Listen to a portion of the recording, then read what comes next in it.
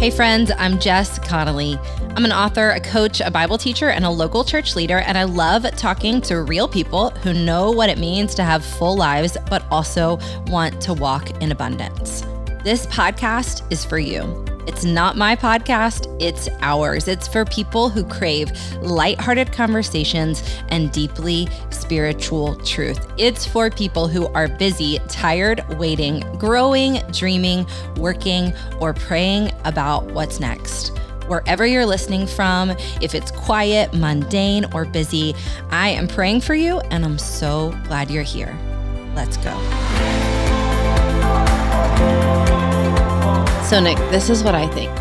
I think it would be cool if we sit down to record a podcast sometime when life doesn't feel hard.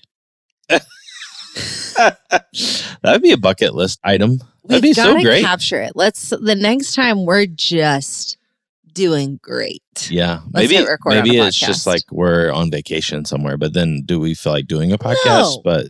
But it had maybe it's vacation. Yeah. I'm just kidding. I just feel like the last couple of times, maybe ever that you've been on the podcast with me, it's always been a really hard season. Oh yeah. Anytime I've been on it's been like very crucial moments in our life. So let me give you the lay of the land. As it stands now, we are recording this at the end of May. This will come out in June 2024. Mm-hmm. We have been in fight or flight, one of the hardest seasons of our lives. Mm-hmm. I would say for 8 months. Mm-hmm. Yeah. Yeah. And some stuff we've shared online, obviously, like losing our stepdad. You shared a lot about your mental health crisis and healing at the end of 2023. Which is a great episode if you want to check that one out. Yeah. On the Go and Tell podcast. It's Jess actually Connolly on the Jess Connolly podcast. Is it on the Jess? I didn't know which one we got it on, that one or the other one. But there's been a lot of stuff we haven't shared. Yep. And we've lived through some seasons. Mm-hmm. But this has been the worst. Has it been the worst for you? Yeah, I think so. And I think too, like, if you've read any of our books, but I feel like even in my book, I really detailed a lot of things that happened from childhood on. And so I don't feel like we're like, oh my gosh, we thought life was rosy and good. No. Then we lost something for the first time, or we something didn't go our way for the first time. Yeah, I feel like we've got a pretty decent sample size. We've lived through poverty.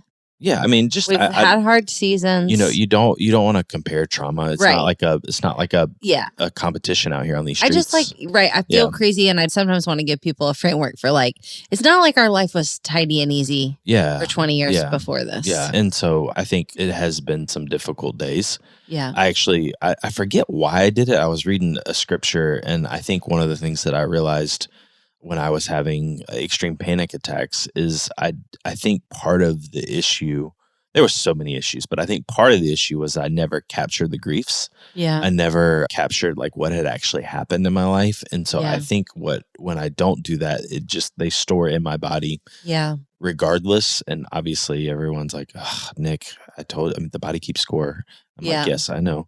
But I don't think I captured it. So I think I was just taking one grief and trauma after another, but then really asking myself, what's wrong with me? My brain was not calculating that my body was going through grief and trauma. And so recently I sat down and since I think it was October, I wrote down all the things that I felt like had been really hard in my life, in our life. And it was 16 things. And then that was also before the bottom fell out again. And so I think, anyway, it's been good for me to really capture, to say oh man, this, one of these things would be hard. Yeah. 2 of these things would be extremely hard, but 16 things, that's a lot. And then you add in, what we do and how we do it with ministries and all the things. And it's definitely been one for the books, I would say. Well, we met up with some friends last night who are from out of town. And I had told you, can you give them a heads up that we're in crisis right now, that we're in trauma, and you didn't, which I respect. Yeah. But they knew. They knew, but also they're the perfect people to not give heads up. Yeah. If we said their names, you would be like, oh my gosh, they were the perfect people. Yeah. I'll say their names. Jay and Catherine Wolf. We love you guys. They're amazing. Incredible people. Leaders of Hope Heals Ministry. We met up with them last night. They were in town, and they're the perfect people to shepherd you through a hard season. But they could tell we were not well just from like, I think the internet, the Lord, Holy Spirit, the way we were texting. Yeah. Hopefully the Lord. Yeah. But they were like, we didn't know if there was like something going on with your marriage, but we didn't think so. But so I just, for anyone listening who's like, wow, you guys are being really vague, book, our marriage is great. We've lived through what, to me, I don't mind saying, has felt like the hardest days of my life since last November. And like, I feel more grateful, more like connected, more thankful, more united to you. I know that that doesn't have to be the case. Like, I know that like that could have gone the other way. Yeah. But none of the trauma has been about our marriage, but it has also been just hard, you know, because we've been living through it together. And anytime you're in a marriage, the actual thing isn't like what happens isn't the marriage in a lot of ways when it's just like outside circumstances, but how you respond really is a make or break it for the marriage. And so I feel like, you know, in these moments, I have definitely held like just gratitude to God because, you know, those moments, like it's not that it's happening, it's like how you respond. And so, you know, even when we've had difficult conversations about how we are handling what we're going through, like it's been so great because we come out on the other side united. But then I look back and I'm like, man, that like I can see how that would be something that really marks a marriage for the worst. I can see too. I actually told my therapist yesterday, I met with her and I told her about this particularly like horrific day you and I had a week or two ago. And I told her how like at the worst moment of the day when like the pain was the worst, you came over to hug me. And I was like, not right now. I can't hug you right now. And then I told her, like, I don't know how long it was, but I think it was less than 30 seconds. But it was like my mind could see the rest of the day play out if I didn't hug you. And I was like, no, I need to hug him. And I went to you and said, like, I'm sorry. Please hug me. You know, like, so this is like something God kind of keeps us having us do, like hit record in like a pit. Yeah. And I think both of us have been really willing together and alone with the Lord to say like, hey, in the hardest seasons of our life, like we will slink off into the background. Like we will turn the mic off. Like if that's what you want, like we will stop talking. But this particular season is like things happening to us, nothing we're choosing, really things happening in other people's lives that are like affecting us. Yeah. When you and I wrestle it like separately and together with the Lord, it does sort of feel like the enemy would love if we quit. Oh, yeah. But that's what we're going to talk about today. Like what happens when the enemy wants to take you out and you don't? I think it's funny you say that. I don't know if I've mentioned this to you. I think I did, but like when everything was hitting the fan, like I remember being actually in our offices at the church and I like just took several laps around the church and I just was like, Lord, the only response I have in these moments is surrender. I don't know what you're calling me to surrender, but like, Lord, everything's on the table. Like, I don't want to ever assume like anything, you know, it's not business as usual in these moments. And so I was like, Lord, whatever it is, however it looks, like I just want to be surrendered and I want to follow you. And so I, you know, with every one of those moments, it's hard, but it's beautiful because in those moments, it almost gives you like the renewed energy that when you step back and you're like, okay, here's what's actually happening. And then when you see what's actually happening, you're like, okay, I feel like the enemy would like nothing more than for us to like give up, walk away, tap out and move on. Yeah. So, yeah. Well, now I want to talk about dreaming again because that's what we want to talk about. Yep. But so in the middle of this like rock bottom, wow, we can't get up off the mat, hard things keep happening, pain keeps coming season, you and I have been cold plunging. Yep.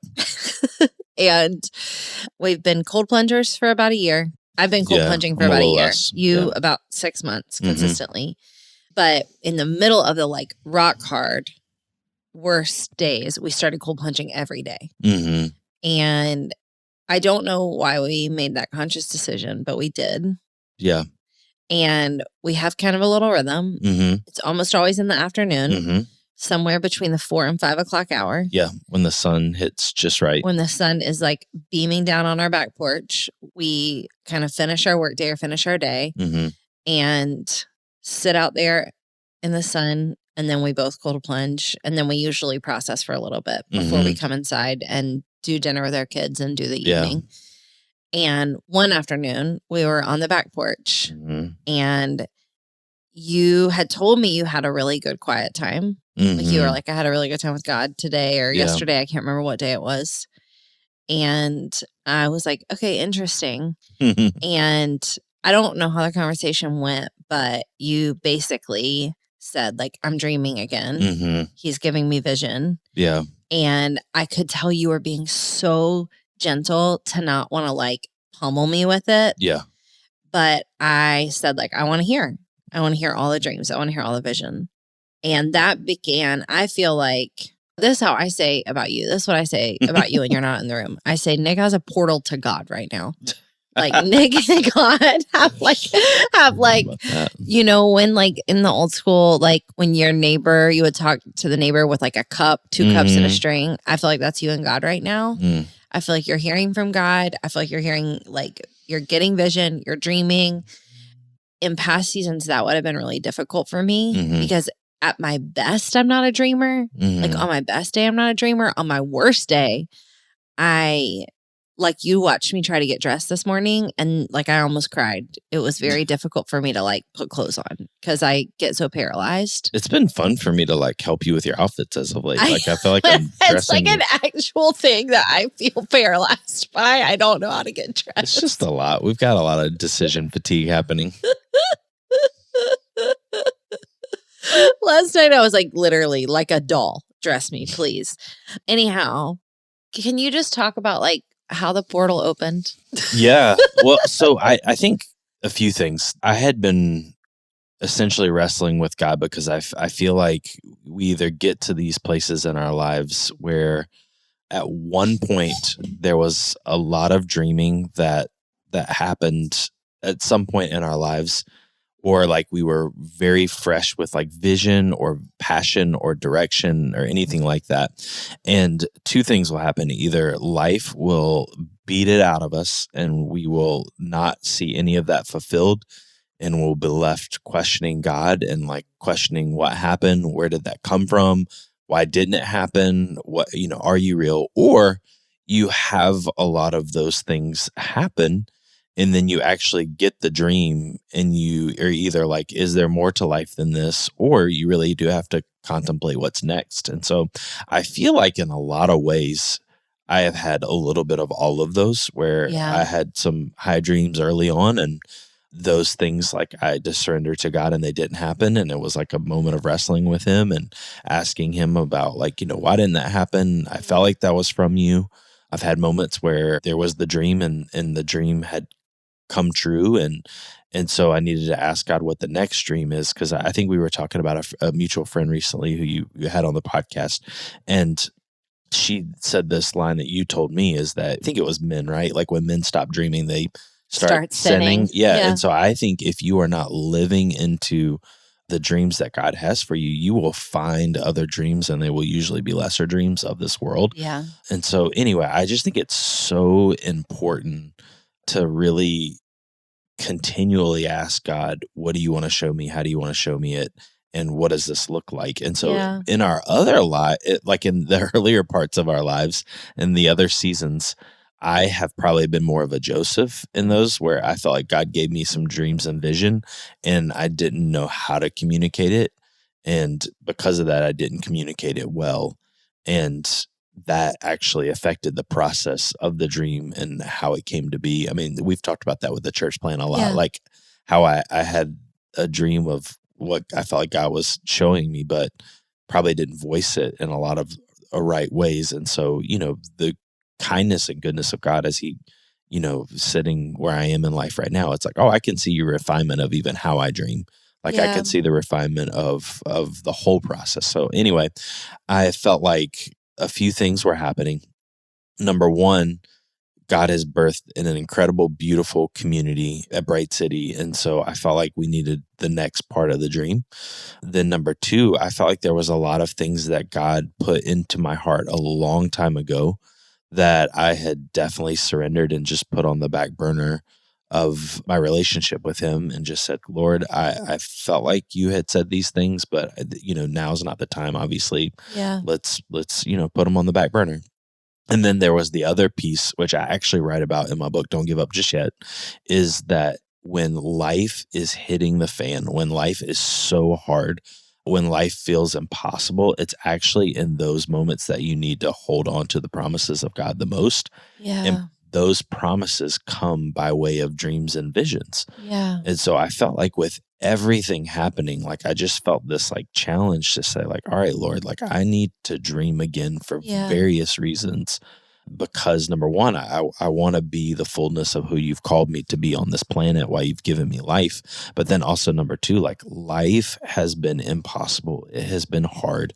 And I have two options. I can let the pain of today talk me out of tomorrow, or I can let the pain of today be the passage into the future that God has for me.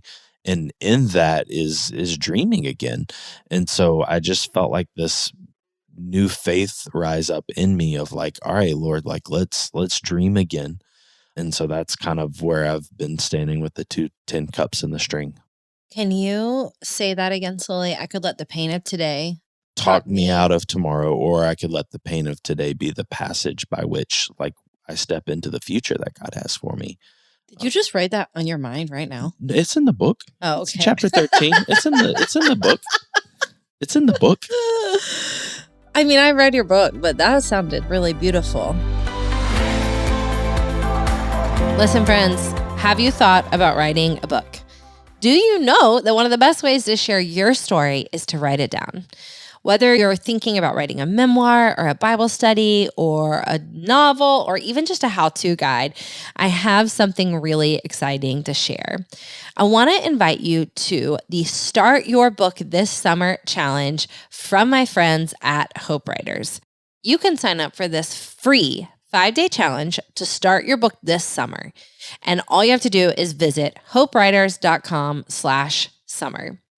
In this 5-day challenge, you'll uncover the best question to ask before starting your book. You'll learn why you are qualified to write your book, even if you don't feel like it. You'll discover the number one reason why this summer is the perfect time to start. This free challenge is brought to you by Hope Writers, the most encouraging place online for writers to make progress. So if you feel the urge to share your hope-filled words with the world, now more than ever, start your book this summer. Head over to hopewriters.com/summer. So I'm doing the narrating of okay, so this is why we're sitting down for this podcast. Yeah. So I'm watching you dream. Mm-hmm. I'm telling you, please don't stop dreaming. It is the healthiest part of our life right now, as opposed to past seasons where I would have been like, too much. Yeah. Oh, yeah. Zip it up. Now I'm like, you can see in color. I can't really see in color. Yeah. You can see that there's going to be a tomorrow. I can't really see that there's going to be a tomorrow. For maybe the first time in my life, I've chosen to be blessed by that. Mm-hmm. Like, okay, great. This is why God's placed us together for a reason. And that's not to say that I'm always like that. I feel like a lot of times I can see it tomorrow. Yeah. Maybe not when you can't, but maybe when you feel more bogged down. But this particular season has been harder for me. Not harder for me than it is for you. It's been harder for me to kind of get out of my own grief and pain and fear. So I've been so encouraged by you dreaming. I want you to keep doing it. And I said, hey, I put on my podcast schedule, I want us to do a podcast called Dream Again. Mm-hmm. And you said, interesting timing. I'm actually working on something. Yeah. Will you tell us about that? Yeah, I think one of the biggest things that I want to help people do is not only do I want to have personal dreams, is I want to help other people dream. And specifically, I think there are plenty of viable options out there for people to have these creative moments of dreaming that happen with certain people and organizations. But I want to help people dream again. And what I mean by that is I want to help people who maybe are in the hardest seasons of their life, or maybe have just come out of the hardest season of their life and they feel like they could not think of dreaming one more moment because that would require a faith and a trust muscle that just got burned out in the last season. I want to help those people resurrect the dream. I want to help those people figure out how to dream again in the midst of the grief and in the midst of the hardship, in the midst of all that's happening in life? Like, how do you trust God again? Yeah. I actually, when I was going through this process myself, I did a small teaching on it for our staff. And the biggest thing that people always say is that they don't have vision or they're not dreamers. Mm-hmm. I think that is an unknowing lie that we believe, because we all dream and have vision about a future, but usually it's about a future that won't work out. And so that's usually what fills us with the anxiety and the worry, is that we actually have the dream and the vision. It's just the anti-dream and the anti-vision. And so we're like, hit me. and so when you're thinking about the future, is like, you are dreaming. Yeah. It's just about the worst possible outcome. Like, Yeah. you are dreaming, you're just dreaming about a reality without God. Yeah. And so I want to help people capture those things in their life and just say, hey, like, this is actually in you. It's just you're manifesting it and channeling it in a wrong way. And I mean manifest in a neutral way, not in like a dreamy, like you manifest what you want. Like, I'm saying, like, you are projecting on your future a life without God, like a life as if God's not going to show up. And so I want to ask the question, what would actually happen in your life if God showed up in a mighty way? Right. Like, what would actually happen on those days where you feel like God gives you a vision or gives you a dream and he actually brings it to fruition? Like, what would happen on those days? And I think if we are able to access and step into that moment more and capture it, I think it would give us a plan for our life for the next 5 to 10 years that would allow us to persevere and persist in the hard days. So that's what the Dream Again guide will do. Yeah. It'll walk people through that process. Oh, yeah. And it might sound like we're telling this story for the podcast, but I really didn't know you were making that. You did not know. And you have a lot going on. So I was like, when we just sat down to record the podcast, I said, what is in the guide? Because I haven't seen it and I'm going to need it. Yeah. But maybe let's say, like, okay, before the guide, because I am your target customer. I am having a hard time trusting God again. Mm-hmm. I am in a full-blown struggle of like imagining more disaster, more pain. The other shoe to drop. The other shoe to drop is the phrase I use a lot. I'm waiting for the other shoe to drop. Like, we're 17 shoes in. So like, I don't, I don't know. Is there an even number? Like, how many pairs are there? Did we buy in bulk? Yeah. But what would you say to somebody like me who's like, in this season of my life, I can't even access like pretty basic desire. Mm-hmm.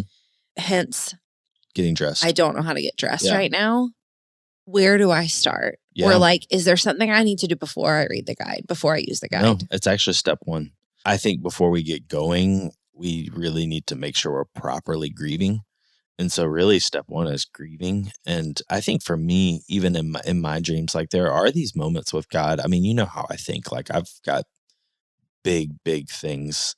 And so I think it's not being honest with God if I don't grieve the things that didn't work out like I thought they would.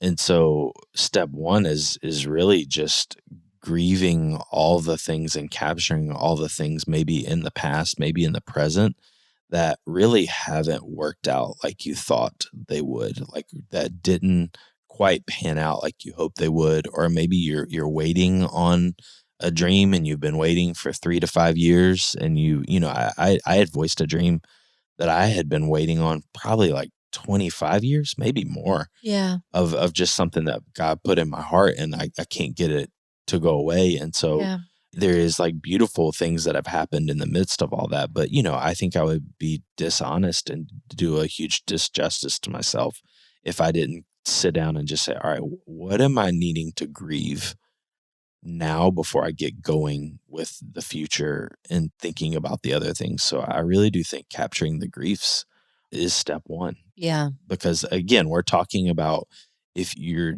entering into wanting to partner with God and dreaming again, but you don't feel like it. Life doesn't look like it's giving you permission. Yeah. Life doesn't look like it's all aligning you to dream right now. Yeah. And so you got to capture those griefs. And I really do think that's like a beautiful moment with God, because you're still capturing desire. Like a grief is a desire that hasn't worked out, right? Yeah. And so you're capturing those desires that still could work out. Yeah. But right now there's just a lot of grief surrounding it. So step one's grieving. I am so blessed and so privileged to be in a relationship with someone like you. Mm-hmm. What would you say to someone who doesn't have a spouse or a friend or a coworker who is good at doing this too, or who makes space for it? Or they're like, hey, I'd love to dream again. I don't have people to have conversations like this with. Yeah. I think people are always good in our lives. Like we lead a church and we talk about you can't do life alone. But I also think it's in those moments where you really get those like intimate moments with God where you're like, surely this is God. And so when I think about the Bible, I think some of the best dreams and moments that happened for Joseph, who was an incredible dreamer, or it was the moments that he was in jail or, on his own and no one understood him and no one really, wanted to anything to do with him because he was such a dreamer. And so I would say that just because you don't feel like you have a supporting cast, that doesn't kill the like dream support that you would get from God. I was kind of trying to lead you here, but I didn't tell you, but like, that's you. Okay. Because like, yeah, you don't have a spouse that is like, let's dream. I mean, you have one that is like letting you do it. Yeah. But I'm not like encouraging you to do it. I'm not inviting you to do it, Yeah. Your best life it's not the invitation, but you definitely encourage. Yeah, I do encourage. Yeah. I haven't in the past.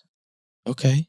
I don't know. I think you're very encouraging. I mean, like 10 years ago. Okay. Well, we're 5 different. years We're ago. different people. I know. I'm just trying to tell you, I'm trying to let you say that was your story. Yeah. And I think God met you in it. I think even apart from you, like I think dreamers are hard for people because I think dreamers call us into things that we wouldn't normally do. Yeah. And I think dreamers call us into discomfort. I think dreamers call us into a life that could be if we definitely showed like kingdom urgency. And so I know that a dreamer is not necessarily welcome at every moment in life because especially when we live in a country where the dream is the American dream. Yeah. And when your dreams like are contrary to the American dream, that makes people really uncomfortable. Sure. And I see it in our church. Like sometimes I'll dream and tell people and it's like I see them glaze over and it's like that moment, we're parents, we've been parents for a long time, but the best analogy I have is the movie Cars. The two cars like accidentally take a wrong turn into Radiator Springs. Uh-huh. And Lightning McQueen's like, you got to get me out of here. And he like turns on the like, and like his alarm to know that Lightning McQueen is not safe. Yeah. And he's like, get away from me. And so I see people turn on their emotional when I like dream because I know that if God is in it and God's doing something through me, then it's going to require something of me that is sacrificial, that is a life of surrender, that is a life of laying things down on the altar. And so I would say that too, is like if you feel like you've got a dream in you, or if you're wanting to dream, like, dreams require sacrifice and surrender. And so a lot of people around you won't like that because we do not live in a place that celebrates sacrifice and surrender. But you do. I feel like you do. Like, and we're getting better at it together. Yeah. And so I don't know. I just say all that to say, like, don't give yourself such a hard time. But I would say that dreamers, like, we need community in every aspect of life. But I think the beauty about dreaming is that it really is a partnership between you and God in the beginning. Yeah. What's interesting is I feel like we've been pre-recording a lot of episodes for the podcast for this summer so that we can keep them coming out every week. And I feel like a theme that's kind of coming out is this underbelly of like, what happens if you don't do this? Like, what happens if you don't? We're talking to Joel Minamali in a few weeks. Like, what happens if you like don't handle theology well? Or like, what happens if you don't think about it? Or Andy Andrew in a few weeks. Like, what happens if you don't let yourself change or let your life change? And I think probably never more in my life than in the past 6 months have I had so much compassion for people who live wounded for the rest of their life after something hard happens to them. Yeah. And I mean, I started telling you this back in November when you went through your mental health struggle. Like all of a sudden I could see how men that I've just kind of labeled as like off or weird or off-putting or not people, I'm like, I think maybe something like this happened to them and no one helped them through it because it just made sense. I just felt like I had such a sense of, wow, if you don't heal from this, Nick, I can see how you're going to live wounded for a really long time. So like we have to get you well, you know? And then with grief, like with losing my stepdad, like I think there were so many moments where I was like, man, if I stay right here where I'm at, and I'm thankful I've had safe people in my life, like my mentor or my therapist, to say, here's where I'm at today. If I'm still here in 3 weeks or in 3 months, like we'll need to do something, right? And they've said like, yes, you know, like you can be there for like a couple more weeks, but like for me, things like I'm having a hard time getting up. I'm having a hard time getting out of bed. I'm having a hard time, you know, like doing the day. And so I'm thankful. But I think now, like looking back over the vista of the last 6 to 8 months, I see kind of this underbelly, dark side of how somebody like me could say like, that's it. Like I've never seen such an alternate reality of my life where I've said like, I can see myself walking away from ministry. I can see myself not trusting people anymore. I can see myself keeping to myself, my family, my stuff, and never trying anything again. Yeah. Because even like the layered piece of like launching a book in the midst of this, like that particular group for me was like, I'm so fatigued from having to be in a place of leadership when I'm wounded. So what happens if we don't dream again? Well, number one, thank you for sharing all that. And like just sitting across from me, seeing the tears in your eyes, like, you know, we've had those conversations, and just that you would invite your people in on that. So kind. Well, it's also a warning. Don't mess with me right now. Like, maybe don't send me any more mean DMs right now. Yeah, that's been a thing. Again, like I love how you outlined that, because that's the alternate dream, right? Like it becomes the reality you're going to live into if you don't. Yeah. Like, and so I think number one, like if you don't dream again, you're going to live into some sort of dream. And by deciding or not deciding, you decide. And so you've got to decide. Like dreaming is a decision, and you've got to decide, where do you believe God's taking you? Even on your hardest days, even on your worst days, like, God, what are you doing? Where are you taking us? And you don't have to know all the answers in the moment, but I just feel like dreaming gives you the like, hey, when I was with God, he gave me the direction, and then life happened. Yeah. And this is how the enemy works. Like he wants to get us so off course, and he'll do it 1 degree at a time every day. And so I feel like dreaming gives us like that due north. And so all that to say is, if you don't dream, you're going to have an alternate dream for your life, and it'll turn out to be the life that you don't want, and the life that that God didn't purchase for you. Yeah. So I think it's important to have that dream for that reason. The second thing that I believe dreaming does is I believe that dreaming gives us the persistence needed in the moments where we have the greatest resistance. Yeah. And so what I mean by that is that there will be moments in our lives of great resistance. There will be moments where it just feels like all the shoes are dropping. And the only way I know to practice persistence is to remember the dream, to rehearse the dream, to remember that the resistance that I'm experiencing right now isn't the future that God has for me.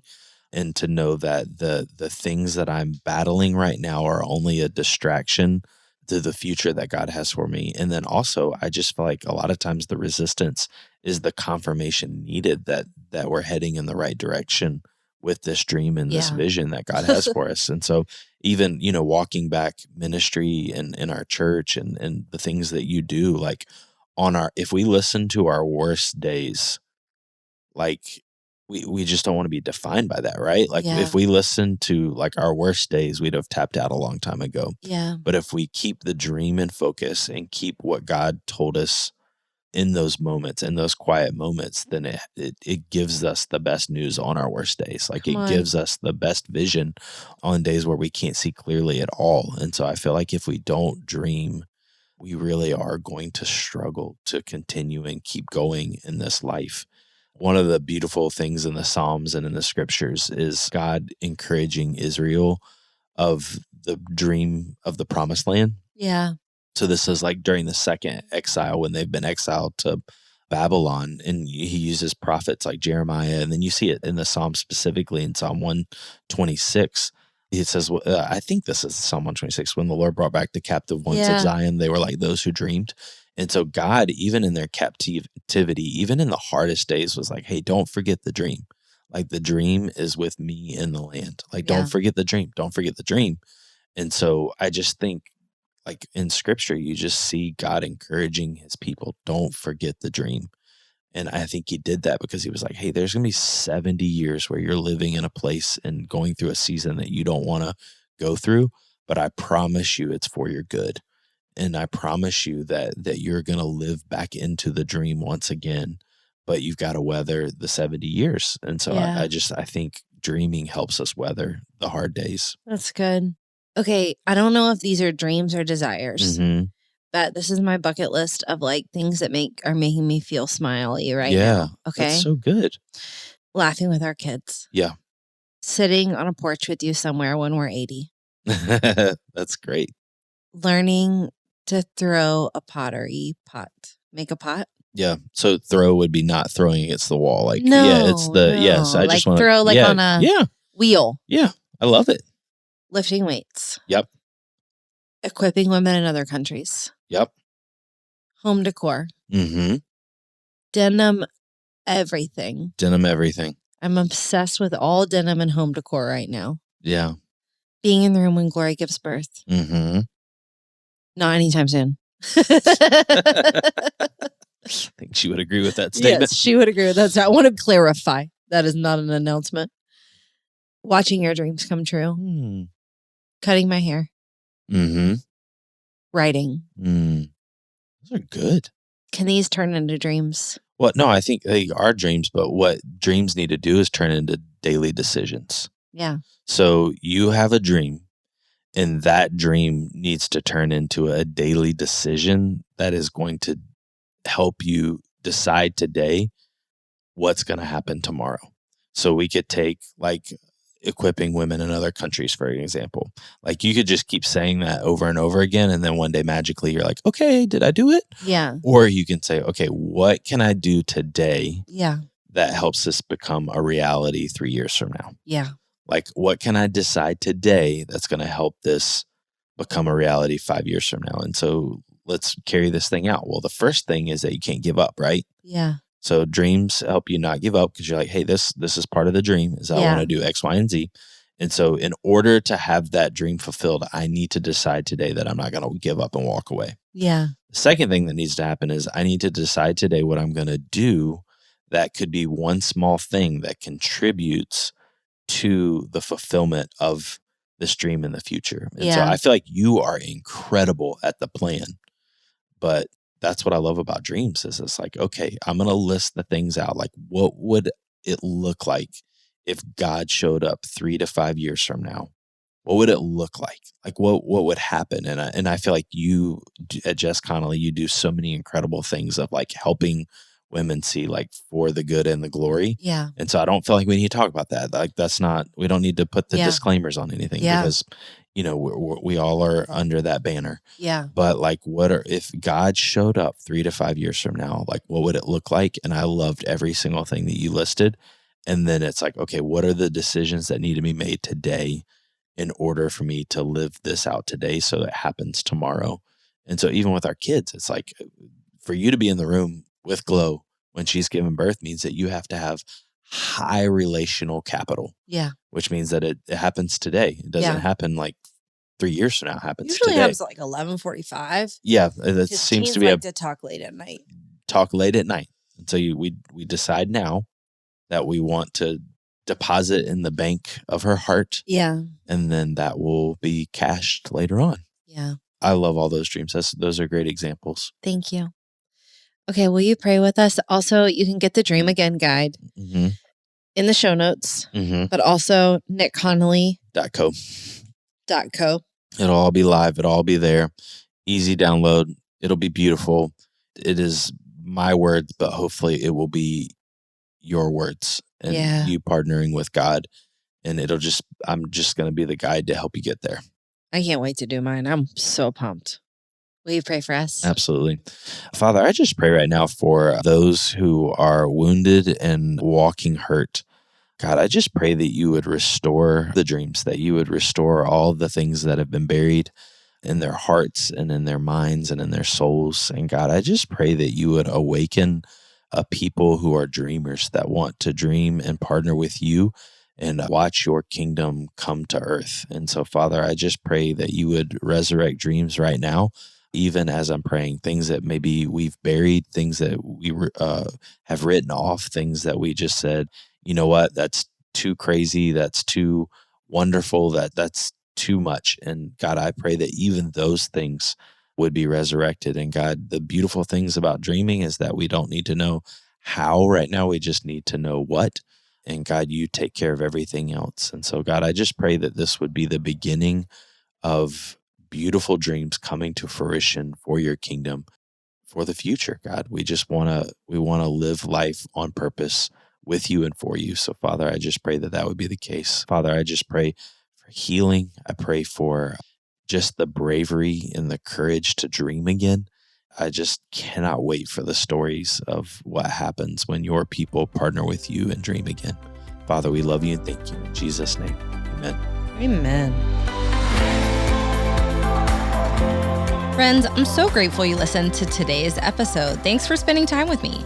It would mean the world to me to connect with you. So you can send me a DM on Instagram at Jess A. Connolly or head to my website, jessconnolly.com, for more ways to connect. If you have a minute to subscribe and leave a review of the podcast wherever you listen, it would massively help us reach more people with the good news that they can live fully awake. Let's go.